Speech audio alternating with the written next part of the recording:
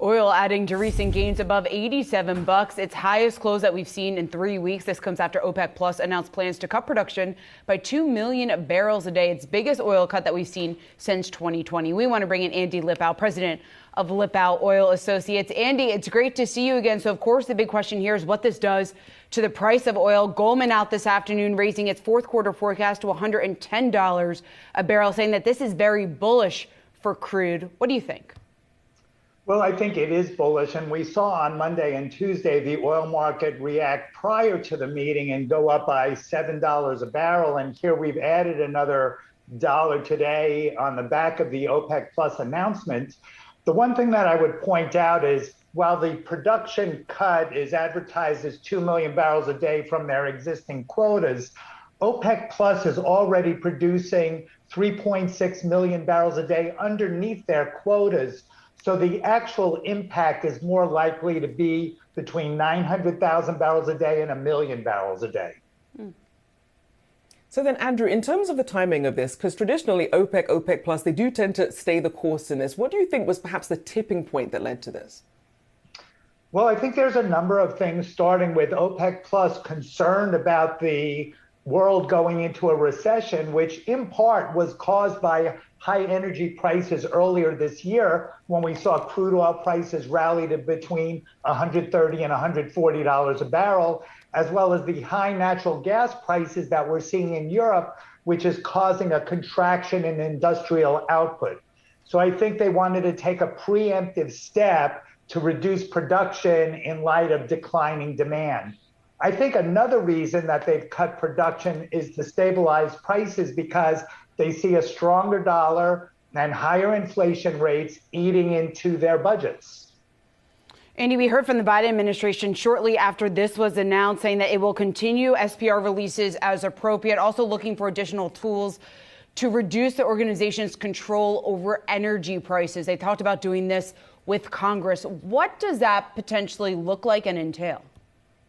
Well, there's very few levers that the government can actually do. If we want to reduce the price of fossil fuels, we need to get more of them out of the ground, and the administration really hasn't been favorable to adopting those policies. One thing that has been discussed is perhaps limiting or banning the export of crude oil or refined products. But if we think about that, though, we're a part of the global market on crude oil. If we were to export less, some other place in the world, namely Europe or Asia, would go without. On the refined products, we're exporting a significant amount down to Mexico, Chile, Brazil, Argentina, and the rest of South America, as well as Europe. So these policies, in order to reduce exports and build inventories here, have significant ramifications between the U.S. and its allies. And so to that point, then, when you have these sort of shifting dynamics here, what does this do in terms of U.S. influence on OPEC and OPEC Plus? And who are OPEC and OPEC Plus primarily then focusing on? Well, I think that OPEC Plus's decision is really showing the waning influence of the United States, and they're really snubbing their nose at the higher energy prices that are impacting whether it's the U.S. or the European Union. When we do look at OPEC Plus, we have the core OPEC 10, which excludes Iran, Libya, and Venezuela. And then we've got a number of countries outside of OPEC, the non-OPEC 9, which of course includes Russia. But at its core, the decisions really rest with Saudi Arabia, the United Arab Emirates, and Kuwait, who are currently producing at their quota. And those are the three countries that were reluctant to increase beyond their quota to make up for the shortfalls from countries like Nigeria and Angola. This clearly is not what the White House wanted, what the Biden administration wanted the decision to be. Andy, of course, this comes amid concerns about a weakening economy. If we do see oil prices jump from here, if we do see $100 a barrel, I guess, how big of a hit do you see that potentially meaning then for demand? I guess, to what extent do you see demand falling off if we are back above $100 a barrel? Well, I think world oil demand could drop, 1 to 2 million barrels a day. Now, if we put that in context with really high natural gas prices in Europe, And I think OPEC Plus is fearing even deeper declines in demand to maybe 3 million barrels a day, which could really put oil prices under pressure.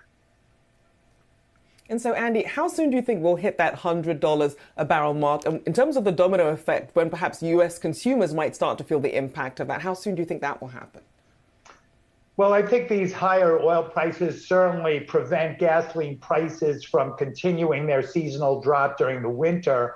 So I would argue that the consumer at the gas pump is already going to be seeing the impact over the next couple of weeks. Also, we're going to see a greater impact on the diesel fuel price because that's really where the shortages are located. Inventories in the US are at their lowest level for this time of year since 1996. The European Union is about to phase in their ban on Russian refined product imports in February, and they're buying 700,000 to 900,000 barrels a day. And as diesel prices go up, the consumer is going to pay for it in the cost of goods and services that are delivered to their homes. Certainly putting more pressure on the Fed as they're trying to get inflation down as well. A big thank you, Andy Lipow, for joining us this afternoon.